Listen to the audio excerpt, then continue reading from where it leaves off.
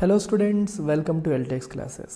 సీసాట్లో reading comprehension ఎంత important role play చేస్తుందో మీ అందరికీ తెలుసు. సీసాట్ ఇంగ్లీష్లో ఓన్లీ ఆర్సీలు మాత్రమే వస్తాయి, ప్యాసేజీలు మాత్రమే వస్తాయి. అండ్ ఈ ప్యాసేజెస్ పైన మనకి మోస్ట్ కామన్గా ఎదురయ్యే క్వశ్చన్స్ ఈ మూడు patterns: inference, assumption and central idea. Passage ఇచ్చి ప్యాసేజ్ నుంచి మనం ఏ ఇన్ఫరెన్స్ డ్రా చేయగలుగుతామని అడుగుతారు. అలాగే ఆథర్ ఏ అజంప్షన్స్ బేస్ చేసుకొని ఈ ఆర్టికల్ రాశారు, ఈ ప్యాసేజ్ రాశారని అడుగుతారు. అలాగే central idea of the passage ఏంటని అడుగుతారు. ఇలాంటి క్వశ్చన్స్ మనం హ్యాండిల్ చేయాలి అంటే ఫస్ట్ ఆఫ్ ఆల్ ఈ మూడు కీవర్డ్స్ యొక్క డీపర్ మీనింగ్ మనం అర్థం చేసుకోవాలి. వాటిపైన అడిగే క్వశ్చన్ని ఎలా హ్యాండిల్ చేయాలి, what is the strategy that one must follow అనేది తెలుసుకోవాలి. ఆ ప్రయత్నమే ఈ వీడియో. వన్ బై వన్ నేను మెల్లగా చెప్తాను విత్ ఇల్లస్ట్రేటివ్ ఎగ్జాంపుల్స్. కేర్ఫుల్గా వినండి, మీకు అర్థమవుతుంది. ఫస్ట్ ఇన్ఫరెన్స్లోకి వస్తే అసలు ఫస్ట్ ఆఫ్ ఆల్ ఇన్ఫరెన్స్ అంటే ఏంటి? What is the meaning of inference? Simple టర్మ్స్లో చెప్పాలంటే inference means something that is there in the paragraph but not visible to the eyes directly. అంటే అర్థం ఏంటి? పారాగ్రాఫ్లో ఉన్న సెంటెన్సెస్లో మనకి డైరెక్ట్గా కనిపించదు, కానీ ఆ సెంటెన్సెస్ మధ్య ఉన్న డాట్స్ని కనెక్ట్ చేస్తే, ఆ 2-3 సెంటెన్సెస్ని మనం అర్థం చేసుకుంటే, వాటి అండర్లయింగ్ టోన్ని, అండర్లయింగ్ మెసేజ్ని మనం అర్థం చేసుకోగలిగితే ఇన్ఫరెన్స్ కూడా ఉంటుంది. అంటే it is not mentioned explicitly, it is mentioned implicitly. అంటే కంటికి కనిపించదు కానీ మనకి కొంచెం బుర్ర పెట్టి ఆలోచిస్తే అర్థమవుతుంది అనే దాన్నే మనం ఇన్ఫరెన్స్ అని చెప్పి అంటాం. So when ever you encounter the word inference you must read between the lines. అంటే అర్థం ఏంటి? ఆ లైన్స్లో మనకి కనపడదు. బిట్వీన్ ద లైన్స్ అంటే అర్థం ఆ లైన్స్ మధ్య ఉందని కాదు. వాటిని బేస్ చేసుకొని మనం ఇంకా ఏ కంక్లూజన్ డ్రా చేయగలుగుతాము, అంటే ఇంకా ఏం తెలుసుకోగలుగుతాము అనేదే ఇన్ఫరెన్స్. ఓకే, దాని నుంచి ఎటువంటి కంక్లూజన్ మనం డ్రా చేయగలుగుతాము, ఏంటి మనం అర్థం చేసుకోగలుగుతాం అనేదే ఇన్ఫరెన్స్ అని గుర్తుపెట్టుకోండి. సో ఎప్పుడైనా సరే ఇన్ఫరెన్స్కి సంబంధించిన క్వశ్చన్ వచ్చినప్పుడు వెంటనే ప్యాసేజ్లో చూసి ఆ సెంటెన్స్ ప్యాసేజ్లో ఉంటే అవుతుంది, లేకపోతే లేదు అనుకుని మాత్రం ఆలోచించకూడదు. ఎగ్జాక్ట్ వర్డ్స్, ఎగ్జాక్ట్ సెంటెన్స్ ప్యాసేజ్లో కనిపించదు. కనిపించకపోయినప్పటికీ కూడా if you read between the lines, if you understand what can be deduced from those lines, వాడు ఇచ్చిన సెంటెన్సెస్ నుంచి మనం ఏం అర్థం చేసుకోగలుగుతాము, ఏ డిడక్షన్ తీసుకోగలుగుతాం అనే యాంగిల్లో మీరు ఆలోచిస్తే మీకు ఇన్ఫరెన్స్ అనేది తడుతుంది. అంతేగాని మన నేకెడ్ ఐకి ఇది కనిపించాలి, మన కంటికి క్లియర్గా లైన్ కనిపించాలని వెతికితే మీరు పప్పులో కాలేసినట్టే. Okay, so it tests your ability to connect the dots of the passage and derive a suitable meaning. Passage నుంచి సూటబుల్ మీనింగ్ మనం డెరైవ్ చేయగలుగుతున్నామా లేదా అనే దాన్ని ఇన్ఫరెన్స్ అని టెస్ట్ చేస్తుంది. కానీ ఎగ్జాక్ట్గా లైన్ బై లైన్ అందులో ఉందా లేదా అని టెస్ట్ చేసే ఎబిలిటీని కాదు అని మీరు గుర్తుపెట్టుకోవాలి.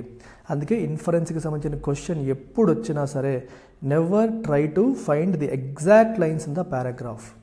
ఎగ్జాక్ట్ లైన్స్ క్వశ్చన్స్లోనో లేకపోతే 4 ఆప్షన్స్లో ఏవైతే ఉంటాయో ఏ ఆప్షన్ మనకి ఎగ్జాక్ట్గా అందులో ఉంది అని వెతకకూడదు, మీకు ఎగ్జాక్ట్గా కనిపించదు. ఫర్ ఎగ్జాంపుల్, ఒక ఆయన ఇంటి నుంచి బయటికి వెళ్ళేటప్పుడు చూస్తే డార్క్ క్లౌడ్స్ కనిపించాయి. వెంటనే తనేమో ఒక అంబ్రెల్లా మరియు రెయిన్ కోట్ తెచ్చుకొని బయటికి వెళ్ళాడు అనమాట. సో దీన్ని బట్టి మనం ఏం అర్థం చేసుకోవచ్చు? It is going to rain అని. అక్కడ వర్షం పడుతుంది, వర్షం పడబోతుంది అని చెప్పి సెంటెన్సెస్లో ఎక్కడ రాయలేదు. కానీ అతను ఒక అంబ్రెల్లా క్యారీ చేస్తున్నాడు, రెయిన్ కోట్ క్యారీ చేస్తున్నాడు అని రాశారు. తను అడుగు బయట పెట్టినప్పుడు డార్క్ క్లౌడ్స్ చూశాడని చెప్పి రాస్తున్నారు. అంటే అర్థం ఏంటి? డార్క్ క్లౌడ్స్ ఉన్నాయి కాబట్టి వర్షం పడుతుంది అని అతను భావిస్తున్నాడు, కాబట్టి రెయిన్ కోట్ మరియు అంబ్రెల్లా వేసుకున్నాడు అని అర్థం. రైట్? అక్కడ వర్షం పడబోతుంది అనే సెంటెన్స్ ఎక్స్ప్లిసిట్గా మెన్షన్ చేయలేదు, కానీ ఆ సెంటెన్సెస్ బట్టి, ఆ లైన్స్ బట్టి మనం దాన్ని ఈజీగా అర్థం చేసుకోవచ్చు. So always remember, inference based questions వచ్చినప్పుడు ఆప్షన్స్ చూసి ఏ ఆప్షన్ నాకు ఎగ్జాక్ట్గా ప్యాసేజ్లో ఉంది అనే వెతుకులాట మాత్రం చెయ్యవద్దు. ఇప్పుడు ఇన్ఫరెన్స్ని ప్రాక్టికల్గా ఎలా సాల్వ్ చేయాలి, ఇన్ఫరెన్స్ బేస్డ్ క్వశ్చన్స్ని ప్రాక్టికల్గా ఎలా సాల్వ్ చేయాలి అనేది మీకు యూపీఎస్సీ సీసాట్లో అడిగిన ఒక క్వశ్చన్, 2024 అడిగిన ఒక క్వశ్చన్ ఆధారంగా మనం ప్రాక్టీస్ చేద్దాం. కేర్ఫుల్గా నాతో పాటు ఫాలో అవ్వండి, నాకంటే ముందే మీరు ఆన్సర్ చేస్తారు. ఈ ఎగ్జాంపుల్ ఒకసారి మీరు గమనిస్తే ఇది యూపీఎస్సీ సీసాట్ 2024లో అడిగిన ప్యాసేజ్. సో ఈ ప్యాసేజ్ని జాగ్రత్తగా ఫస్ట్ చదువుతాం. According to food and agriculture organisation 1/3 of the food produced for human consumption is lost or wasted globally. అంటే హ్యూమన్ కన్జంప్షన్ కోసం ప్రొడ్యూస్ చేస్తున్న ఫుడ్లో 1/3 ఏమవుతుందమ్మా, వేస్ట్ అయిపోతుంది. అంటే మన కడుపులోకి వెళ్లకుండా వేస్ట్ అవ్వడం అనేది జరుగుతుంది. Food is lost or wasted throughout the supply chain. Food wastage ఎక్కడ జరుగుతోంది? త్రూఅవుట్ ది సప్లై చైన్ అంటే అగ్రికల్చర్ ప్రొడక్షన్తో మొదలు పెడితే ఫైనల్ హౌస్ హోల్డ్ కన్జంప్షన్ వరకు ప్రతి స్టేజ్లో కూడా ఫుడ్ అనేది వేస్ట్ అవుతుంది అని మీరు మర్చిపోకూడదు. అంటే ప్రొడక్షన్లోనే వేస్ట్ అవుతుంది, కన్జంప్షన్లో కాదని కాదు. ప్రతి చోట తినేటప్పుడు కూడా మనం వేస్ట్ చేస్తాము, ప్రొడ్యూస్ చేసేటప్పుడు కూడా వేస్టేజ్ జరుగుతుంది, డిస్ట్రిబ్యూషన్లో కూడా వేస్టేజ్ జరుగుతుంది. At every stage food wastage జరుగుతుందని చెప్పి ఇక్కడ చెప్తున్నారు. The increasing wastage also results in land degradation by about 45%. ఈ ఫుడ్ వేస్టేజ్ వల్ల మనకి 45% ల్యాండ్ డిగ్రేడేషన్ కూడా జరుగుతుంది. ల్యాండ్ డిగ్రేడేషన్ కూడా జరుగుతుంది అంటే ల్యాండ్ డిగ్రేడ్ అవుతుంది, సారాన్ని కోల్పోతుంది. Mainly due to deforestation, unsustainable agricultural practices and excessive ground water extraction. Ground water ఎక్కువగా ఎక్స్ట్రాక్ట్ చేయడం, అన్సస్టైనబుల్ ప్రాక్టీసెస్ వల్ల, అలాగే డీఫారెస్టేషన్ వల్ల కూడా ఈ పరిస్థితి అనేది మనకి జరుగుతుంది. The energy spent over wasted food results in 3.5 billion tons of carbon dioxide production every year. మీరు చూసారా, మనం కన్జంప్షన్ కోసం ఉన్న ఫుడ్లో 1/3 అనేది వేస్ట్ అవుతుంది అంటే ఆ ఫుడ్ తయారీ కోసం పెట్టిన ఎఫర్ట్ అంతా వేస్టే కదా. ఆ ఫుడ్ తయారీ కోసం సుమారు 3.5 billion tons of carbon dioxide production జరుగుతోంది. అదంతా కూడా మనం వేస్ట్ చేస్తున్నాము. దానివల్ల ఇన్ఫ్యాక్ట్ మనం ఆ ఫుడ్ వేస్టేజ్ జరగకుండా చూడగలిగితే ఈ 3.5 billion tons of carbon dioxide బయటకు వచ్చేదే కాదు. అది మనం గుర్తుపెట్టుకోవాలి. Decay also leads to harmful emissions. ఈ ఫుడ్ వేస్ట్ అయిన ఫుడ్ అలా డికే అవ్వడం వల్ల, దాని నుంచి అంటే పాడవడం వల్ల, కుళ్ళిపోవడం వల్ల హార్మ్ఫుల్ ఎమిషన్స్ వస్తాయి other gases into the atmosphere. దానివల్ల కూడా నష్టం ఉంది. Addressing the loss and wastage of food in all forms is critical to complete the cycle of food efficiency and food sustainability. Food ఎఫిషియన్సీని మనం ఎన్ష్యూర్ చేయాలన్నా, food సస్టైనబిలిటీని ensure చేయాలన్నా మనం ఏం చేయాలమ్మా, లాస్ అండ్ వేస్టేజ్ ఆఫ్ ఫుడ్ని పూర్తిగా అదుపు చేయడం అనేది చాలా చాలా ఇంపార్టెంట్ అని మనం గుర్తుపెట్టుకోవాలి. ఇది ఆర్టికల్. దీనిపైన ఒకే ఒక క్వశ్చన్ మనం సాల్వ్ చేస్తాం. ఏంటది? Inference based question. చూడండి క్వశ్చన్ ఏమి ఇచ్చారు. Which of the following statements best reflect the most logical and rational inferences that can be made from the passage. ఈ ప్యాసేజ్ నుండి లాజికల్గాను రేషనల్గాను మనం తీసుకోగలిగిన ఇన్ఫరెన్సెస్ ఏంటి? As I told you, inference straight ఫార్వర్డ్గా యాజ్ ఇట్ ఈజ్గా మనకి ప్యాసేజ్లో కనపడదు. ప్యాసేజ్లో ఇచ్చిన ఇన్ఫర్మేషన్ని బట్టి మనం ఈ డిడక్షన్ లేదా ఇన్ఫరెన్స్ని డ్రా చేయగలుగుతాము. ఇప్పుడు ఈ క్వశ్చన్ని నేను ఇందాక మీకు చెప్పిన దాన్ని అప్లై చేసి ఎలా సాల్వ్ చేస్తానో జాగ్రత్తగా అబ్జర్వ్ చేయండి. ఇక్కడ ఏం రాశారు? The current methods of food distribution are solely responsible for the loss and wastage of food. Okay, చూడగానే మనకి ఏమనిపిస్తుందంటే ఈ సెంటెన్స్ యాజ్ ఇట్ ఈజ్గా అందులో ఉందా అంటే లేదు, యాజ్ ఇట్ ఈజ్గా డెఫినెట్గా లేదు. కానీ మీరు అబ్జర్వ్ చేస్తే ఫుడ్ లాస్ అండ్ వేస్టేజ్ అనేది జరిగిందనే సెంటెన్స్ మనం చూసాం. సరే, లాస్ అండ్ వేస్టేజ్ గురించి అందులో మాట్లాడారు, ఇక్కడ కూడా లాస్ అండ్ వేస్టేజ్ గురించి మాట్లాడారు కాబట్టి ఇది ఇన్ఫరెన్స్ అవుతుందా? అవ్వదు. కేర్ఫుల్గా చదవాలి. ఇక్కడ ఏం రాశారు?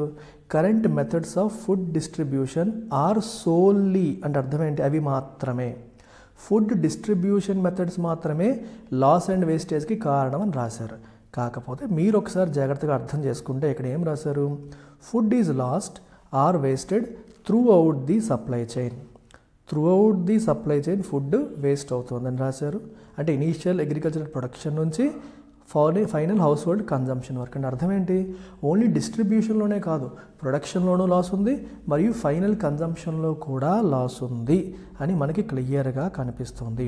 మరి అలాంటప్పుడు ఇక్కడ ఓన్లీ డిస్ట్రిబ్యూషన్లో మాత్రమే లాస్ ఉందని చెప్తున్నారు కాబట్టి ఇది ఇన్ఫరెన్స్ అవుతుందా? ఇన్ఫ్యాక్ట్ ప్యాసేజ్లో చెప్పిన దానికి ఇది సింక్ అవ్వట్లేదు. ప్యాసేజ్లో చెప్పింది అన్ని స్టేజెస్లోనూ లాస్ జరుగుతోంది అని, ఇక్కడ ఓన్లీ డిస్ట్రిబ్యూషన్లోనే లాస్ జరుగుతుంది అని చెప్పారు కాబట్టి ఇది ఇన్ఫరెన్స్ కాదు. రెండో సెంటెన్స్ చూడండి, land productivity is adversely affected by the prevailing trend of food loss and wastage. అవునా కాదా? చెప్పగలుగుతామా ప్యాసేజ్ బట్టి? 100% చెప్పగలుగుతాం. ఎలా చెప్పగలుగుతాం? ప్యాసేజ్లో ల్యాండ్ డిగ్రేడేషన్ గురించి రాశారు. చూసారు ఇక్కడ 45% ల్యాండ్ డిగ్రేడ్ అవుతుందని చెప్పి రాశారు. మరి ల్యాండ్ డిగ్రేడ్ అవుతుంటే ప్రొడక్టివిటీ ఏమవుతుంది? ఆటోమేటిక్గా తగ్గిపోతుంది. ప్రొడక్టివిటీ అంటే అర్థం ఏంటి? ఎంత ఈల్డ్ వస్తుంది, ఎంత ఉపయోగపడుతుంది అనేది. మరి ల్యాండ్ యొక్క సారం తగ్గుతున్నా, దాని యొక్క బలం తగ్గిపోతుంది అనుకోండి, ఆబ్వియస్గా ప్రొడక్టివిటీ తగ్గుతుంది. మరి ప్రొడక్టివిటీ గురించి ఆర్టికల్లో డైరెక్ట్గా రాశారా? రాయలేదు. మరి అదే కదా ఇన్ఫరెన్స్. డైరెక్ట్గా రాయరు, కానీ ఆర్టికల్లో చెప్పిన దాన్ని బట్టి మనం అది అర్థం చేసుకోవచ్చు. ఇక్కడ ఏం రాశారు? డిగ్రేడ్ అవుతుంది అని రాశారు. 45% డిగ్రేడ్ అవుతుందని రాశారు. సో ల్యాండ్ డిగ్రేడ్ అవుతున్నప్పుడు ఆటోమేటిక్గా దాన్ని బట్టి ఏమవుతుంది? మనకి ప్రొడక్టివిటీ తగ్గుతుందని మనం అర్థం చేసుకోవచ్చు. సో కాబట్టి second sentence can be yes, ఇది ఒక లాజికల్ అండ్ రేషనల్ ఇన్ఫరెన్స్గా మనం తీసుకోవచ్చు. మూడో చూడండి, reduction in the loss and wastage of food results in lesser carbon footprint. ఇది వెరీ ఇంట్రెస్టింగ్. ప్యాసేజ్లో ఏం రాశారు? మనకి ఈ energy spent over wasted food results in 3.5 billion tons of carbon dioxide production every year అని రాశారు.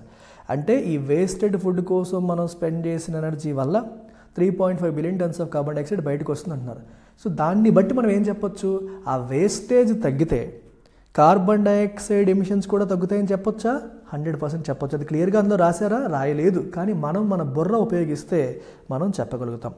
Loss and wastage of ఫుడ్ని, okay, loss and wastage of ఫుడ్లో రిడక్షన్ అనేది మనం చేయగలిగితే, తగ్గించగలిగితే కార్బన్ ఫుట్ ప్రింట్ కూడా తగ్గుతుంది, కార్బన్ డైఆక్సైడ్ ఎమిషన్స్ కూడా తగ్గుతాయి. So 3 is also an inference that can be made from the passage. 4 చూడండి, post harvest technologies to prevent or reduce the loss and wastage of food are not available. దీని గురించి ఎక్కడ mention చేయలేదు. గుర్తుపెట్టుకోండి, mention చేయలేదు కాబట్టి అది ఆన్సర్ అయిపోతుందా? అవ్వదు. సార్ మీరే అన్నారు కదా ఇన్ఫరెన్స్ అనేది మెన్షన్ చెయ్యరు అని.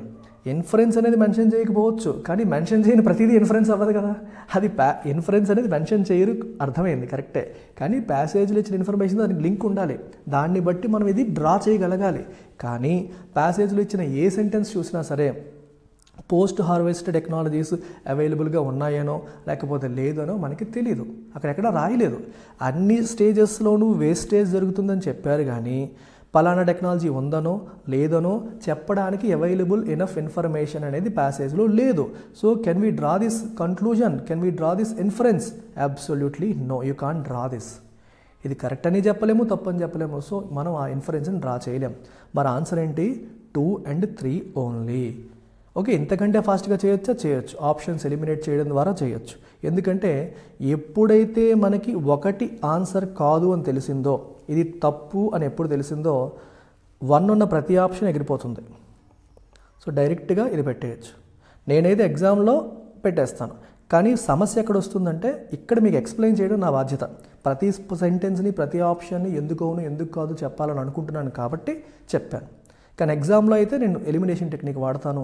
1 ఎప్పుడైతే కాదని నాకు అర్థమైందో ఇమీడియట్గా నేను 1 ఉన్న ఆప్షన్స్ అన్ని ఎలిమినేట్ చేస్తాను. I'm directly left with second option. I hope it's clear. Inference అంటే ఏంటో మీకు అర్థమైందని అనుకుంటున్నాను. So next most important keyword వచ్చేసి అజంప్షన్. సో ఇది కూడా మనకి ఎగ్జామ్లో తరచుగా కనిపిస్తుంటుంది. ప్రతి క్వశ్చన్, ప్రతి ప్యాసేజ్ కింద ఇన్ఫరెన్స్ బేస్డ్ క్వశ్చన్తో పాటు అజంప్షన్ బేస్డ్ క్వశ్చన్స్ కూడా కామన్గా కనిపిస్తాయి. మరి దీన్ని ఎలా అర్థం చేసుకోవాలి? గుర్తుపెట్టుకోండి, whenever you see the word assumption it means a belief that the author carries. అంటే ఆ ప్యాసేజ్ ఎవరైతే రాశారో వాళ్ళు క్యారీ చేస్తున్న బిలీఫ్ అది. అండ్ ఆ ప్యాసేజ్, ఆ బిలీఫ్ని బేస్ చేసుకొని వాళ్ళు ప్యాసేజ్ రాశారు లేదా ప్యాసేజ్లో ఉన్న సెంటెన్సెస్ రాశారు అని అర్థం. సో దీన్ని బట్టి మనం ఏం తెలుసుకోవాలి? అజంప్షన్ అనేది కూడా ప్యాసేజ్లో ఎక్స్ప్లిసిట్గా మెన్షన్ చేయబడి ఉంటుందా? No, it is not mentioned. Assumption అనేది అక్కడ కనిపించదు, కానీ ఆ అజంప్షన్ని బేస్ చేసుకొని ఆ సెంటెన్స్ వచ్చింది అని అర్థం. ఫర్ ఎగ్జాంపుల్ మీకు ఒక సెంటెన్స్ చెప్తాను చూడండి. ది లోకల్ గవర్నమెంట్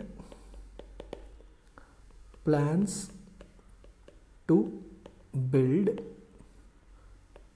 more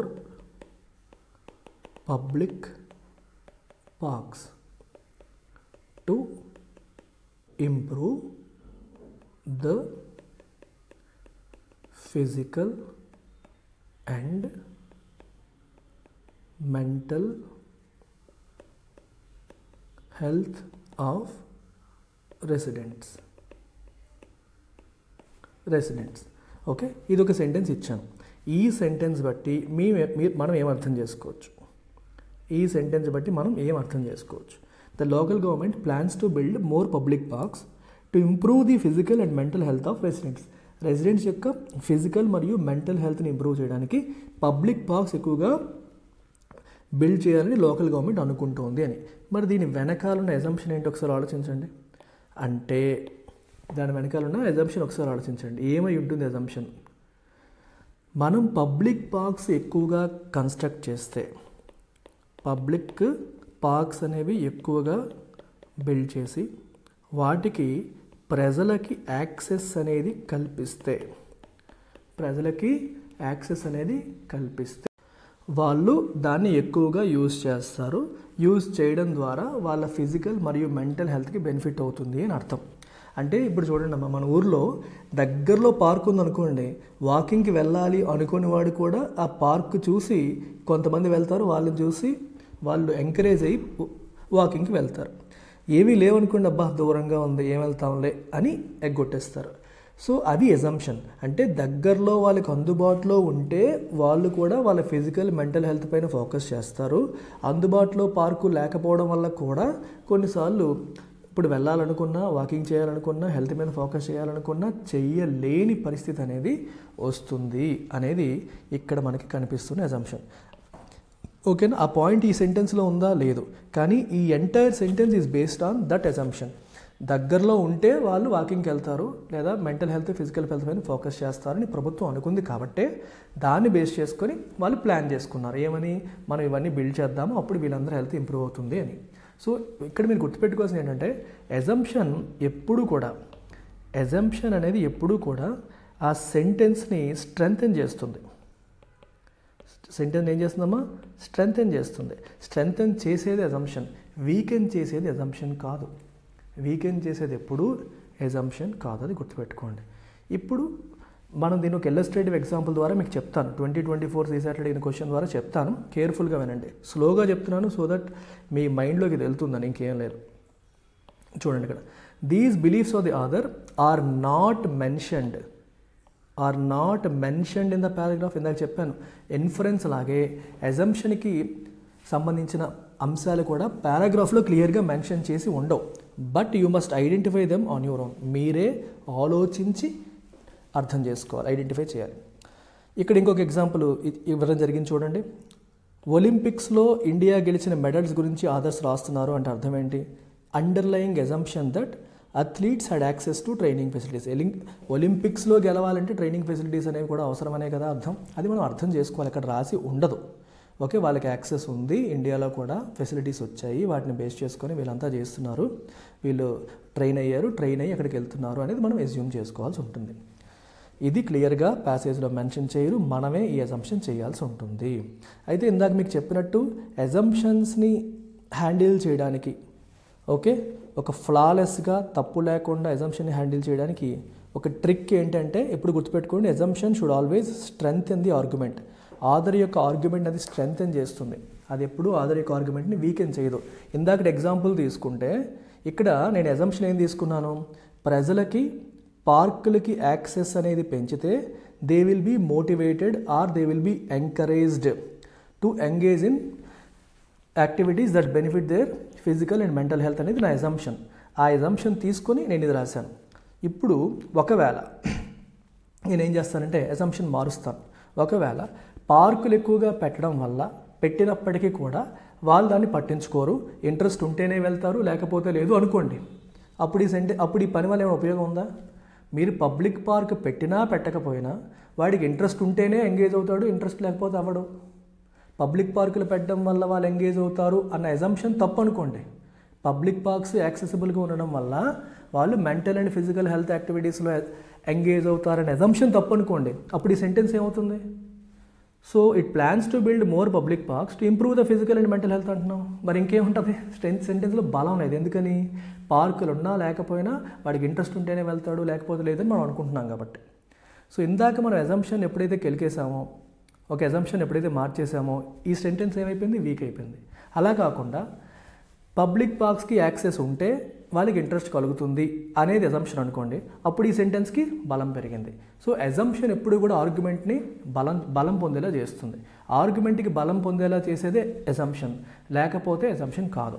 అంటే మీరు ఎగ్జామ్లో అజంప్షన్ బేస్డ్ క్వశ్చన్ని ఆన్సర్ చేసేటప్పుడు వాడు పారాగ్రాఫ్లో ఏదైతే ఇస్తారో దాన్ని ఈ కింది ఇచ్చిన ఆప్షన్స్లో ఏ సెంటెన్స్ దాన్ని స్ట్రెంగ్తెన్ చేస్తుందని కూడా మీరు చూసుకోవచ్చు. ఈ సెంటెన్స్ అనేది దాన్ని వీకెన్ చేస్తుంది అనుకోండి, అది అజంప్షన్ కాదు. స్ట్రెంగ్తెన్ చేస్తే అజంప్షన్ అయ్యే అవకాశం ఉంటుంది. Assumptions always strengthen the argument, అది గుర్తుపెట్టుకోవాలి. మీకు రియల్ లైఫ్ ఎగ్జాంపుల్ CSAT 2024 ఇచ్చిన ఒక ప్యాసేజ్ ద్వారా చెప్తాను, మీకు ఇంకా మైండ్లో ప్రింట్ అయిపోతుంది, కంగారు పడక్కల. 2024 అడిగి నీ క్వశ్చన్ ఒకసారి చూడండి. Very very interesting and important and easy question. Not every voice on the internet commands the same kind of audience. అంటే అర్థం ఏంటి? ఇంటర్నెట్లో వాయిస్ అంటే ఏంటి? మన గొంతుని కాదు, ఒక మెసేజ్ కావచ్చు, ఒక పోస్టర్ కావచ్చు, ఒక రీల్ కావచ్చు, ఒక యాడ్ కావచ్చు, ఏదైనా అన్నింటికీ సేమ్ కైండ్ ఆఫ్ ఆడియన్స్ ఉండరు. అంటే అందరినీ ఒకే రకంగా రీచ్ అవ్వవు అని అర్థం. When anonymous private entities with high capital can pay for more space for their opinions, they are effectively buying a louder voice. Simple అమ్మ. ఒక బాగా డబ్బున్న పొలిటీషియన్ ఉన్నాడు, ఒక పేద పొలిటీషియన్ ఉన్నాడు, ఎలక్షన్లో పోటీ పడుతున్నారు. డబ్బున్న పొలిటీషియన్ ఏం చేస్తాడు? ఫేస్బుక్కి, ఇన్స్టాగ్రామ్కి, యూట్యూబ్కి విపరీతంగా డబ్బులు ఇచ్చి విపరీతంగా యాడ్లు వేస్తాడు. పేదోడు డబ్బులు ఇవ్వలేక వేయలేడు. సో నువ్వు ఎక్కడ గూగుల్ ఓపెన్ చేసినా, ఫేస్బుక్ ఓపెన్ చేసినా, యూట్యూబ్ ఓపెన్ చేసినా, ఇన్స్టాగ్రామ్ ఓపెన్ చేసినా ఆ పలానా డబ్బున్న పొలిటీషియన్ యాడ్సే కనిపిస్తూ ఉంటాయి. ఇతనేమో కనపడ్డు. అతను ఒక చిన్నది చేసినా ఎంతో చేసినట్టుగా మనకు అందులో కనిపిస్తుంది. ఇతను ఎంతో చేసినా ఇక్కడ యాడ్ స్పేస్ కొనలేకపోవడం వల్ల తిను చూసుకోలేడు. మీకు అర్థమైందా? డిఫరెన్స్ అర్థమైందా? డబ్బున్నవాడికి he can buy more ad space so that తన వాయిస్ అందరికి వెళ్తుంది. పేదోడికి అంత కొనలేడు కాబట్టి తన వాయిస్ వెళ్ళదు. సో ఇక్కడ ఏమర్థమవుతుంది? దీన్ని బట్టి మీకు ఏమర్థమవుతుంది? Not every voice commands the same kind of audience. బాగా డబ్బున్న వాళ్ళు ఎక్కువ యాడ్ స్పేస్ కొంటున్నారంటే they are effectively buying louder voice. వాళ్ళు లౌడర్ వాయిస్ని కొంటున్నట్టే లెక్క. If political discourse in the digital sphere is a matter of outshining one's opponent till the election is won, then the quality of politics suffers. ఇక్కడ ఏమంటున్నారు? Digital స్పియర్లో political discourse అంటే communication, speech, ఇదంతా కూడా if it is a matter of out shining once opponent, అంటే opponent కంటే ఎక్కువ space మనం కొనగలిగి వాళ్ళకంటే ఎక్కువ యాడ్స్ మనం వేయగలగడమే పొలిటికల్ డిస్కోర్స్ అయితే అప్పుడు క్వాలిటీ ఆఫ్ పాలిటిక్స్ ఏమవుతుంది? సఫర్ అవుతుంది. ఎందుకంటే డబ్బున్నోడు మాట నలుగురికి చేరుతుంది, పేదవాడి మాట నలుగురికి చేరదు. దానివల్ల అది సరైన పాలిటిక్స్ అనిపించుకోదు. సరైన పాలిటిక్స్ ఏది? ప్రతి ఒక్క ఓటర్కి కూడా ఇద్దరి గురించి ఈక్వల్ ఇన్ఫర్మేషన్ ఉండాలి. కంటెస్ట్ చేసే ప్రతి వాళ్ళ గురించి ఈక్వల్ ఇన్ఫర్మేషన్ ఉంటే దాన్ని బేస్ చేసుకుని వాళ్ళు ఎవరికి ఓటేస్తారనేది పర్ఫెక్ట్ థింగ్. అన్ఫార్చునేట్గా జరగట్లేదు. డబ్బున్నవాడు ఎక్కువ స్పేస్ కొంటున్నాడు, వాడి వాయిస్ ఎక్కువ వెళ్తుంది. పేదవాడు కొనలేకపోతున్నాడు, వాళ్ళ వాయిస్ వెళ్ళట్లేదు. The focus of social media is restricted to the promotion of content that generates more user engagement regardless of how inflammatory the content may be. ఇంకొకటి కూడా చూడండి, సోషల్ మీడియాలో ఫోకస్ ఎప్పుడు కూడా ఎలా ఉంటుందంటే యూజర్స్ని బాగా ఎంగేజ్ చేసే కంటెంట్ జనరేషన్ పైన ఉంటుంది. అందుకే కాంట్రవర్షియల్ టాపిక్స్, రిలీజియన్ బేస్డ్, అలాగే race based, caste based, language based, controversial topics గురించి ఎక్కువగా మాట్లాడి ఎదుటివాడిని కెలికేసి మనోభావాన్ని దెబ్బతీసేలాంటివి ఎక్కువగా చేస్తూ ఉంటారు. కొందరిని రెచ్చగొట్టి కొందరిని బాధ పెట్టే పనులు ఎక్కువగా చేస్తారు. దానివల్ల యూజర్ ఎంగేజ్మెంట్ ఎక్కువ ఉంటుంది. ఓకే, యూజర్స్ ఎక్కువ ఎంగేజ్ అవుతారు, దాని మీద ఫోకస్ చేస్తారు, అటెన్షన్ పే చేస్తారు. నార్మల్గా సింపుల్గా ప్లెయిన్గా ఉంటే ఎవడు పట్టించుకోడు. ఎప్పుడైతే ఎలా ఉంటుందో ఇన్ఫ్లమేటరీ కంటెంట్ అంటే కొంచెం జనాలను రెచ్చగొట్టేవి, రెచ్చగొట్టే పనులు ఇలాంటి వాటిలో ఎప్పుడైతే మనకి ఎక్కువగా వస్తాయో వాటికి ఎంగేజ్మెంట్ ఎక్కువ ఉంటుంది, ఎక్కువ మంది వాటిని కనెక్ట్ అవుతారు. అది మనం రియల్ లైఫ్లో చూస్తూనే ఉన్నాం. మనకి తప్పుడు థంబ్నైల్స్ పెట్టేవాళ్ళు, tempting thumbnails, wrong thumbnails, family వ్యవహారాలు తలదూర్చే వాళ్ళు, ఇలాంటి వాళ్ళకి ఎక్కువ ఎంగేజ్మెంట్ అనేది కనిపిస్తుంది. ఆ కంటెంట్ ఎంత చెత్తగా ఉందని ఎవరు చూడట్లేదు, అలాంటి వాటిని జనాలందరూ చూస్తున్నారు, వాటికి కామెంట్ చేస్తున్నారు, లైక్ చేస్తున్నారు. ఇప్పుడు ఈ ప్యాసేజ్ని బేస్ చేసుకొని the following assumption have been made అని చెప్పి రాశారు. So assumption based question handle చేసేటప్పుడు ముందు గుర్తుపెట్టుకోవాల్సింది ఏంటి, సెంటెన్స్ ఎగ్జాక్ట్గా దాంట్లో ఉండదు. జస్ట్ లైక్ ఇన్ఫరెన్స్, అజంప్షన్ కూడా క్రిస్టల్ క్లియర్గా అందులో రాసి పెట్టి ఉండదు, అది గుర్తుపెట్టుకోండి. రెండవది, అజంప్షన్ అనేది ఆర్గ్యుమెంట్ని స్ట్రెంగ్తెన్ చేస్తుంది, అజంప్షన్ ఆర్గ్యుమెంట్ని వీకెన్ చేయదు, గుర్తుపెట్టుకోండి. అజంప్షన్ని బేస్ చేసుకునే ఆదర్ ఆర్గ్యుమెంట్ రాశారు అని, అజంప్షన్ అంటేనే అర్థం అది, అజంప్షన్ని బేస్ చేసుకునే ఆర్గ్యుమెంట్ లేదా ప్యాసేజ్ వచ్చింది అని అర్థం. ఆ లింక్ అనేది ఉందా లేదా మీరు ఒకసారి చూడాలి. ఇప్పుడు ఒక్కొక్క సెంటెన్స్ చూసి మనం వెళ్దాం. ఫస్ట్ది, internet is not inclusive enough. చాలా జాగ్రత్తగా అబ్జర్వ్ చేయండి. అక్కడ ఆదర్ ఏం చెప్పారు, ఇంటర్నెట్లో డబ్బున్న వాడికే వాయిస్ వెళ్తుంది, పేదవాడికి వెళ్ళట్లేదు, అంటే వాడు ఎక్కువ స్పేస్ కొనలేడు కాబట్టి. దాని అర్థం ఇంటర్నెట్ ఇన్క్లూజివ్ అనా? డెఫినెట్గా కాదు. ఇంటర్నెట్ అనేది డెఫినెట్గా ఇన్క్లూజివ్ కాదు, అదే తెలుస్తుంది మనకి. ఆదర్ అదే అనుకున్నారు, ఇంటర్నెట్ అనేది ఇన్క్లూజివ్ కాదని అనుకున్నారు కాబట్టే ఆయన ఏమంటున్నారు ఇక్కడ డబ్బున్న వాడికి లౌడర్ వాయిస్ వెళ్తుంది, పేదవాడికి తక్కువ వెళ్తుంది, అంటే అందరినీ కలుపుకొని ఇంటర్నెట్ వెళ్ళట్లేదు, అందరినీ ఈక్వల్గా చూడలేకపోతుంది అనేది తెలుస్తుంది. Then internet can adversely affect the quality of politics. Clear, quality of పాలిటిక్స్ని ఇంటర్నెట్ ఎఫెక్ట్ చేస్తుందా? ఎస్. అడ్వర్స్లీ అంటే నెగిటివ్లీ, అది నెగిటివ్గా ఎఫెక్ట్ చేస్తుంది అనే అజంప్షన్ కూడా దీని వెనకాల ఉంది. ఓకే, సో అది మీరు ఈజీగా తీసుకోవచ్చు. మీకు ఒకవేళ డౌట్ ఉందనుకోండి, ఇది మార్చండి. ఇంటర్నెట్ అనేది can positively effect the quality of politics in a country అని రాశారనుకోండి, మనకి సింక్ అవ్వట్లేదు. ఇక్కడేమో పాజిటివ్ సెంటెన్స్ వచ్చింది, అక్కడేమో నెగిటివ్ వచ్చింది, రెండింటికి సింక్ అవ్వదు. సో సింక్ అవ్వకపోవడం వల్ల అది కరెక్ట్ ఆన్సర్ అవ్వదు. సో ఈ క్వశ్చన్లో 1 and 2 రెండు కూడా అజంప్షన్స్గా మనం తీసుకోవచ్చు, ఎందుకంటే ఈ రెండు కూడా అక్కడ ఇచ్చిన ఆర్గ్యుమెంట్ని స్ట్రెంగ్తెన్ చేస్తున్నాయి. ఈ రెండు కూడా అక్కడ ఇచ్చిన ఆర్గ్యుమెంట్ని స్ట్రెంగ్తెన్ చేస్తున్నాయి.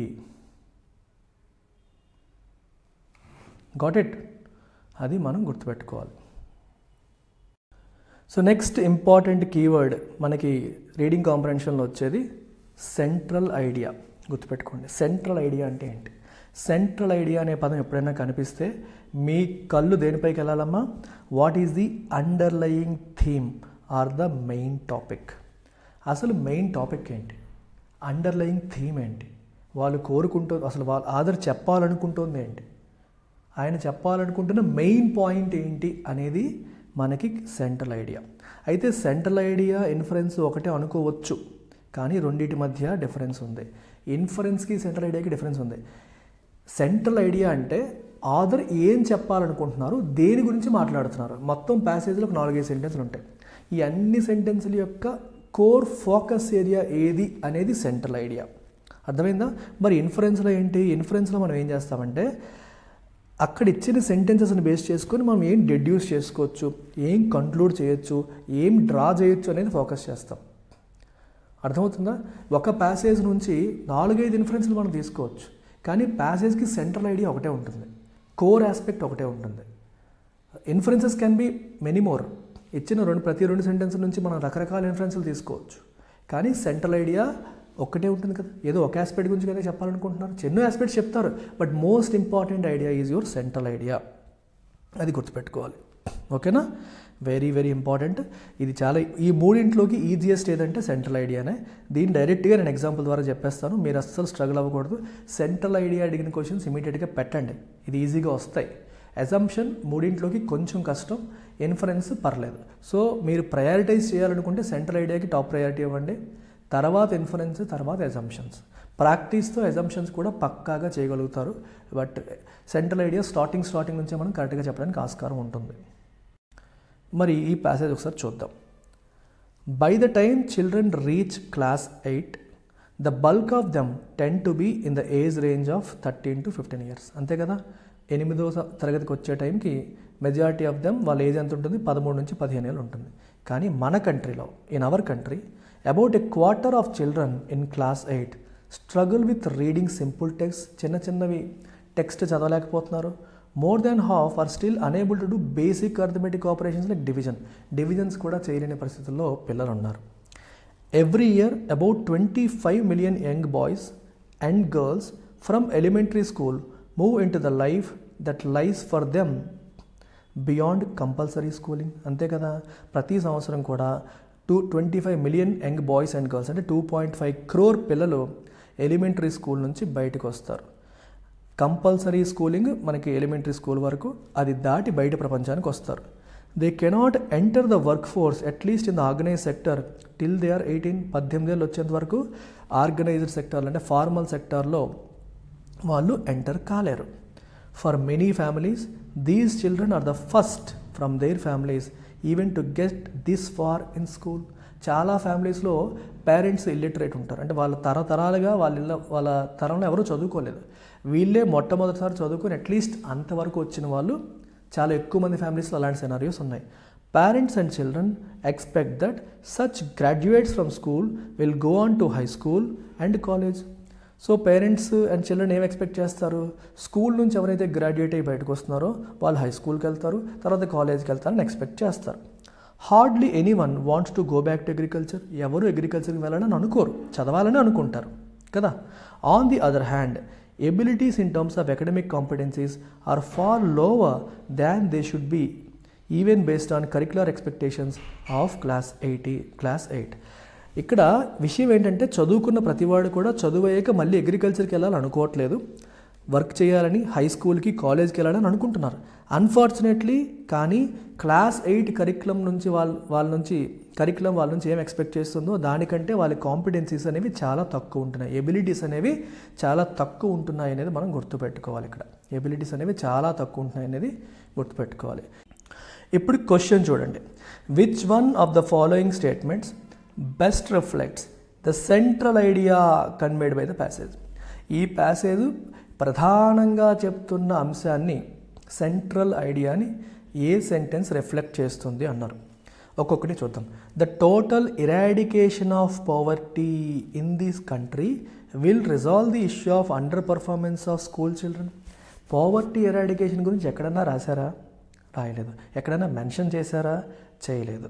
పేదరికం గురించి మెన్షన్ లేదు, రాయలేదు, రెఫరెన్స్ కూడా లేదు. మరి పవర్టీని ఎరాడికేట్ చేస్తే ఈ ప్రాబ్లం సాల్వ్ అయిపోతుంది. మీరు మీ కామన్ సెన్స్ వాడి చెప్పకూడదు, ప్యాసేజ్లో ఉన్న సెంటెన్స్ని బట్టే చెప్పాలి. ఆధార్ యొక్క సెంట్రల్ ఐడియా ఏంటి, పేదరికాన్ని ఎలిమినేట్ చేస్తేనే ప్రాబ్లం సాల్వ్ అవుతుంది. ఆయన ప్రాబ్లం చెప్పారు, సొల్యూషన్ గురించి అసలు మాట్లాడలేదు. సో ఇది ఆన్సర్ అవుతుందా? డెఫినెట్గా కాదు. Monetary incentives to parents and teachers are a strategy to improve children's academic performance. అవునా?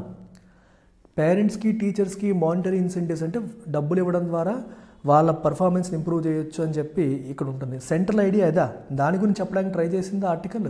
నో, ఎక్కడ కూడా దాని గురించి చెప్పే ప్రయత్నం చేయలేదు. మరి ఏం చెప్పే ప్రయత్నం చేస్తున్నారు? జాగ్రత్తగా వినండి. Public policy should ensure that competencies and achievements of young people are aligned with their expectations. ఇది కొంచెం పక్కన పెడదాం. ఇక్కడ ఏమంటున్నారంటే కాంపిటెన్సీస్ అండ్ అచీవ్మెంట్స్ అంటే ఒక స్టూడెంట్ యొక్క కాంపిటెన్సీ మరియు అచీవ్మెంట్ అనేది ఎక్స్పెక్టేషన్తో మ్యాచ్ అవ్వాలి అంటున్నారు. అంటే ఒక స్టూడెంట్ నుంచి ఆ కరిక్యులం ఏం ఎక్స్పెక్ట్ చేస్తుంది, ఇండస్ట్రీ ఏం ఎక్స్పెక్ట్ చేస్తుంది అనే దాంతో వాళ్ళ కాంపిటెన్సీ, వాళ్ళ అచీవ్మెంట్ మ్యాచ్ అవ్వాలి అని చెప్పి అంటున్నారు. ఇది అవ్వడానికి ఆస్కారం ఉంది, ఇది కొంచెం పక్కన పెడదాం. Let's set it aside.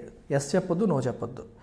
India is not going to take advantage of the demographic dividend unless some school passouts go back to agriculture. అదేంటమ్మా, స్కూల్ నుంచి బయటకు వచ్చిన వాళ్ళు అందులో కొంతమంది అగ్రికల్చర్కి వెళ్తేనే ఇండియాకి బెనిఫిట్ అంట. అప్పుడే డెమోగ్రాఫిక్ డివిడెండ్ నుంచి ఇండియా అడ్వాంటేజ్ పొందగలుగుతుంది అంటారు. డెమోగ్రాఫిక్ డివిడెండ్ అర్థం ఏంటి? పాపులేషన్లో యూత్ ఎక్కువగా ఉండడం. డివిడెండ్ అంటే బెనిఫిట్, డెమోగ్రాఫిక్స్ అంటే ఎవరు ఎంత ఏజ్లో ఉన్నారు, ఉమెన్ ఎంత, మెన్ ఎంత, ఏ ఏజ్ గ్రూప్లో ఎంతమంది ఉన్నారు, ఇది డెమోగ్రాఫిక్స్. డివిడెండ్ అని ఎందుకంటారు? డివిడెండ్ అంటే బెనిఫిట్, అడ్వాంటేజ్. అడ్వాంటేజ్ ఏంటి? ఎక్కువ మంది యూత్ ఉంటే ఆ దేశానికి అడ్వాంటేజ్, ఎందుకంటే వాళ్ళు పని చేస్తారు, గుడ్స్ అండ్ సర్వీసెస్ ఎక్కువగా ప్రొడ్యూస్ అవుతాయి, జీడిపి పెరుగుతుంది. అయితే ఇక్కడ ఎక్కువ మంది అంటే స్కూల్ చదువు అయిపోయిన తర్వాత వాళ్ళు మెల్లమెల్లగా యూత్లోకి ఎంటర్ అవుతారు కాబట్టి వాళ్ళు అగ్రికల్చర్కి వెళ్తేనే ఇండియాకి అడ్వాంటేజ్ ఉంటుంది, వెళ్ళకపోతే పెద్ద అడ్వాంటేజ్ ఉండదు అని చెప్పి ఫోర్త్ సెంటెన్స్ చెప్తుంది. అసలు ఏమాత్రమైనా సింక్ అవుతుందమ్మా అగ్రికల్చర్కి వెళ్ళాలని వెళ్ళకూడదని? అంటే అగ్రికల్చర్కి వెళ్ళాలని ఎవరు కోరుకోరని చెప్పి రాశారు అక్కడ. ఎవరు కూడా చదువు అయిపోయాక హయ్యర్ ఎడ్యుకేషన్కి వెళ్ళాలనుకుంటారు కానీ అగ్రికల్చర్కి వెళ్ళాలని అనుకోరని రాశారు. అండ్ ఇండియాకి కూడా వాళ్ళు అగ్రికల్చర్కి వెళ్తే బెనిఫిట్ అవుతుంది కూడా ఎక్కడ రాయలేదు. సో ఇది కూడా తప్పే. సో మనకు ఆప్షన్ సి అనేది పర్ఫెక్ట్. అయితే సి అనేది ఎందుకు పర్ఫెక్టో కూడా మనం తెలుసుకోవాలి. ఇక్కడ మీరు జాగ్రత్తగా అబ్జర్వ్ చేస్తే ఆర్టికల్లో స్టార్టింగ్ నుంచి చివరి వరకు ఏం రాశారు? 8వ తరగతికి వచ్చిన పిల్లలు 13 నుంచి 15 ఏళ్ళ వయసులోకి వచ్చేస్తున్నారు, కానీ వాళ్ళకి బేసిక్ రీడింగ్ రావట్లేదు, బేసిక్ డివిజన్ లాంటి అర్థమెటిక్స్ కూడా రావట్లేదు. 8వ తరగతి పిల్లాడి నుంచి ఏం ఎక్స్పెక్ట్ చేస్తుందో కరికులము ఆ ఎక్స్పెక్టేషన్స్ తగ్గట్టుగా వాళ్ళ పర్ఫార్మెన్స్ ఉండట్లేదు అనే విషయాన్ని నొక్కి నొక్కి చెప్పారు. సో అక్కడ మేజర్ పాయింట్ ఏంటి? Miss match between expectation and actual performance. మరి ప్రభుత్వం ఏం చేయాలి? దాన్ని సరిదిద్దే ప్రయత్నం చేయాలి. అంటే ఆ వయసు పిల్లల నుంచి మనం ఏం ఎక్స్పెక్ట్ చేస్తామో దానికి తగ్గట్టుగా వాళ్ళ పర్ఫార్మెన్స్ ఉండేలాగా, ఏ క్లాస్ వాడికి ఎంత స్కిల్ ఉండాలో దానికి తగ్గట్టుగా వాళ్ళ పర్ఫార్మెన్స్ ఉండేలాగా పబ్లిక్ పాలసీ డిజైన్ చేయాలి అనేది సెంట్రల్ ఐడియా ఆఫ్ ద ప్యాసేజ్గా మనం చెప్పొచ్చు. I hope it's clear, right? Sentence చూసేసి ఇది అక్కడ రాసుంది, ఆ పాయింట్ ఇక్కడ రాసుంది, అదంతా 10th క్లాస్ అమ్మ. యూపీఎస్సీ లెవెల్లో మీరు హ్యాండిల్ చేసేటప్పుడు మీరు అర్థం చేసుకోవడం, కాంప్రహెన్షన్ స్కిల్స్ బాగా బిల్డ్ చేసుకోవాలి. Unless you build comprehension skills you will not be able to crack UPSC. గుర్తుపెట్టుకోండి స్టూడెంట్స్, పెరిగిన స్టాండర్డ్స్లో సీసాట్ని హ్యాండిల్ చేయాలంటే మీరు క్యాట్ లెవెల్లో టీచ్ చేయగలిగే ఫ్యాకల్టీ మాత్రమే చేయగలుగుతారనే విషయాన్ని గుర్తించాలి. మన ఇన్స్టిట్యూట్లో నేను మీకు ఇంగ్లీష్ డీటెయిల్డ్గా రీడింగ్ కాంప్రహెన్షన్ కంప్లీట్గా నేను హ్యాండిల్ చేస్తాను. సో ఐఎమ్ 99% ఇన్ క్యాట్లో నాకు 99% వచ్చింది. అండ్ నేను ఆల్రెడీ వీటిపైన కంప్లీట్గా పట్టు ఉంది. అండ్ ప్రతిరోజు ఎడిటోరియల్ హ్యాండిల్ చేస్తున్నాం. మనం 4 years నుంచి ఎవ్రీడే ఎడిటోరియల్ అనాలిసిస్ చేస్తున్న ఏకైక ఫ్యాకల్టీ నేను అయి ఉండొచ్చు, మీకు తెలిసిదంతా. అలాగే క్వాంట్ అండ్ రీజనింగ్లో కూడా మనం కాంప్రమైజ్ అవ్వకుండా శర్మ సార్ని తీసుకున్నాం. ఈయన 17 ఏళ్ళు క్యాట్ సెగ్మెంట్లో వర్క్ చేసిన ఫ్యాకల్టీ. సో ఇట్లాంటి వాళ్ళు హ్యాండిల్ చేసేటప్పుడు మీకు సబ్జెక్ట్ నాలెడ్జ్ అనేది త్వరగా డీప్గా వస్తుంది. దానివల్ల మీరు ఖచ్చితంగా సీసాట్ని క్లియర్ చేయడమే కాదు, స్కోర్ చేస్తారు. స్కోర్ ఎక్కువ వచ్చినా తక్కువ వచ్చినా నష్టం లేదు, కానీ ఎక్కువ తెచ్చుకోగలిగితే కాన్ఫిడెన్స్ అనేది ఉంటుంది. అవుతుందా అవదన్న భయం అనేది పోతుంది. అది మైండ్లో పెట్టుకోండి. మరి మన ఇన్స్టిట్యూట్లో సీసాట్ కోర్సెస్ ఉన్నాయా? ఉన్నాయి. 365 days కూడా మన ఇన్స్టిట్యూట్లో సీసాట్ క్లాసెస్ అనేవి జరుగుతాయి. లైవ్ బ్యాచెస్ ఫర్ సీసాట్ అనేవి 365 days కూడా ఉంటాయి. మీరు ఎప్పుడైనా జాయిన్ అవ్వచ్చు. 2 kinds ఆఫ్ వ్యాలిడిటీతో మనం ఆఫర్ చేస్తున్నాము. 6 months వ్యాలిడిటీ మరియు లైఫ్ టైం వ్యాలిడిటీ. మీరు 6 months మాకు చాలు అనుకుంటే 4,000తో వచ్చేస్తుంది. లైఫ్ టైం అంటే మాకు ఎప్పుడు కావాలన్నా సీసాట్ క్లాస్ అందుబాటులో ఉండాలి, లైవ్ క్లాసెస్ అందుబాటులో ఉండాలి అనుకుంటే 8,000 పే చేసి మీరు రావచ్చు. అండ్ ఇవి డిస్కౌంటెడ్ ప్రైసెస్. ఆఫ్లైన్ కావాలంటే వైజాగ్లో ఆఫ్లైన్లో కూడా మీరు సీసాట్ క్లాసెస్ వినొచ్చు. వివరాల కోసం ఈ నెంబర్కి కాంటాక్ట్ చేయండి, మన యాప్ డౌన్లోడ్ చేసుకోండి. 30th November వరకు మాత్రమే ఈ ఫీజు అనేది అప్లై అవుతుంది, గుర్తుపెట్టుకోండి.